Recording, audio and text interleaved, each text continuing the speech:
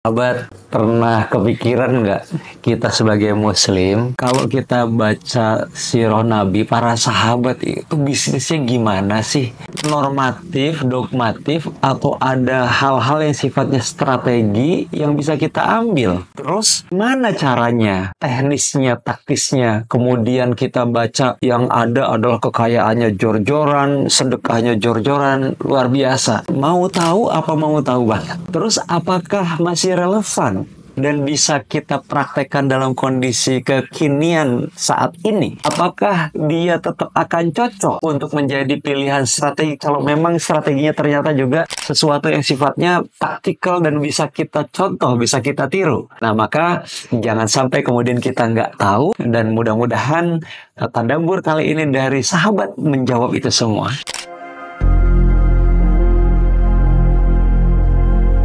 Auzubillahiminasyaitonirrajim. Bismillahirrahmanirrahim. Assalamualaikum warahmatullahi wabarakatuh. Alhamdulillah ketemu lagi dengan saya. Sudah agak lama nih yang sekarang ya. Dari sebelumnya qadarullah, Masya Allah, kesibukan luar biasa yang sedang Allah izinkan ada hadir, dan alhamdulillah sekarang kita ketemu lagi. Kali ini saya insya Allah mau menyampaikan tadabbur pelajaran dari para sahabat sirah Nabi SAW. Bagaimana kemudian sekarang kita belajar dari seorang Utsman bin Affan, seorang sahabat yang kaya raya, yang Masya Allah termasuk salah satu dari sahabat yang dijamin masuk surga, dari 10 sahabat yang dijamin masuk surga. Bahkan beliau juga menantunya Rasulullah SAW. Nah, Utsman bin Affan ini Masya Allah itu ya, beliau ini amat sangat pemalu. Tetapi ketika kita kemudian membaca sirah Nabi dan sirah sahabat, ada kemudian hal-hal yang kita ketahui bahwa kok bisa sampai angkanya tanda kutip, ya besarannya tanda kutip itu bisa ketahuan. Allah mengatakan di surat Al-Baqarah 271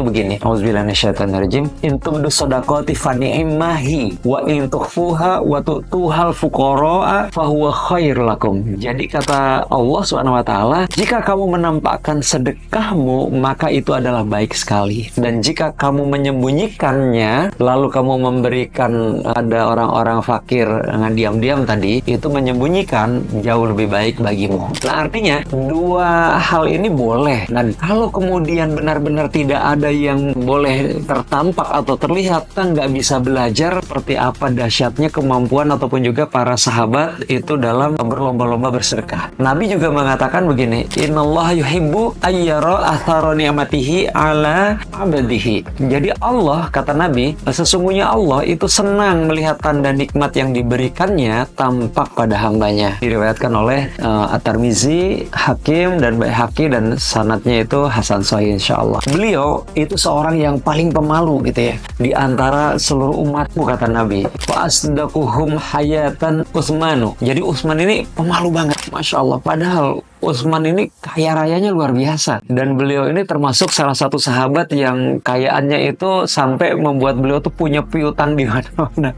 Jadi bisa memberikan piutang, ya, pinjaman dan seterusnya gitu. Jadi banyak orang yang terikat dan terbantu sama beliau. Salah satu unit bisnisnya Utsman yang paling terkenal, yang paling kemudian juga kuat, itu adalah Utsman ini seorang pedagang kain, pedagang pakaian gitu. Jadi kain atau pakaiannya Utsman bin Affan, di antara pelanggan-pelanggan Utsman itu pelanggannya adalah para penguasa, raja, ya, bangsawan, yang artinya apa? Artinya di situ ada pesan bahwa Utsman bin Affan ini Masya Allah itu berbisnis dengan komoditas yang memiliki margin yang menarik kalau kemudian sudah pakaian-pakaian yang kelasnya itu kelas-kelas sultan seperti itu. Teman-temannya Utsman bin Affan ya, kita tahu bagaimana Utsman ini sendiri juga masuk Islam itu diajak oleh Abu Bakar As-Siddiq, seorang yang sangat luar biasa zuhud gitu. Banyak riwayat yang kemudian juga menceritakan strategi-strategi taktisnya Utsman bin Affan itu seperti apa. Tetapi bagaimana kemudian juga kita bisa membaca tadi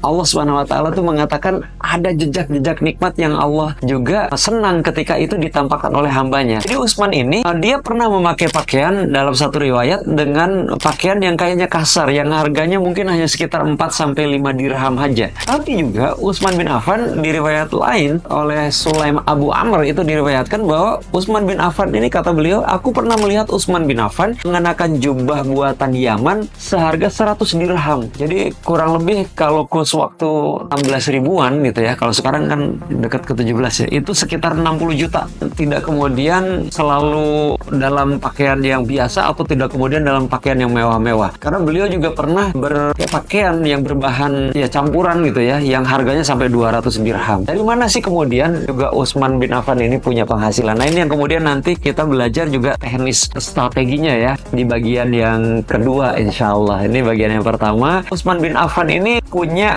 income itu selain kemudian juga beliau juga menikmati ghanimah karena bagian dari keluarga Nabi. Jadi kalau kemudian ada peperangan yang selalu beliau ikuti, beliau pasti dapat ghanimah. Nah, beliau juga dapat tunjangan karena sejak zamannya Abu Bakar As-Siddiq itu kemudian ada tunjangan yang diberikan oleh Baitul Mal lewat kebijakannya Abu Bakar As-Siddiq. Jadi tolong dikoreksi ya kalau kemudian salah, silahkan welcome untuk dikoreksi. Utsman itu menerima tunjangan sebagai seorang muhajirin sebesar 5.000 dirham setiap tahunnya. Beliau juga punya bisnis peternakan, beliau juga perdagangan yang tadi gitu ya, perdagangan tuh bisnis kainnya, fashionnya itu luar biasa gitu ya. Beliau juga punya perkebunan di mana pernah satu kali panennya dari kebun yang beliau miliki itu sekali panen bisa dapat uang sampai 100.000 dirham. Oh, 100.000 dirham tuh ya berapa ya? Banyak banget sih. Peternakan unta dan domba juga beliau punya itu. Data-data yang komprehensif itu memang tidak ditemukan gitu ya. Dan di sini kita bisa mengambil hikmah, kira-kira optimisnya begini. Para sahabat tuh kan pelaku praktek ayat-ayat Allah yang paling utama ya ketika itu diturunkan dan disampaikan oleh Nabi. Jadi ketika kemudian ada data-data sedekahnya Utsman, sedekahnya Abu Bakar, sedekahnya Umar, sedekahnya Abdurrahman bin Auf dan lain-lain para sahabat, itu adalah sedekah yang kemudian ketahuan dan pasti kita husnuzon ada juga banyak sedekah yang tidak ketahuan. Utsman bin Affan ini pernah beliau itu kemudian ketika ditawarkan rumah gitu ya di Madinah ketika tidak memadai air, itu ditawarkan oleh Nabi untuk membeli dengan kata-kata Nabi bahwa yang membebaskan atau membeli sumur itu kemudian diganjar imbalan yang lebih baik di surga. Maka kata Utsman, aku pun membelinya dengan kekayaan milikku gitu. Terus juga Nabi pernah menawarkan untuk ada siapa yang mau membiayai perluasan Masjid Madinah gitu ya, Masjid Nabawi. Utsman menyambut, dia membeli lahan seluas 5 tiang lalu diserahkannya untuk memperluas Masjid Nabawi. Kalau kita ke Masjid Nabawi, nah itu antar tiang di Raudhah itu mungkin sekitar itu ya, mungkin wallahu a'lam bishawab. Ini perlu ditambahkan informasinya.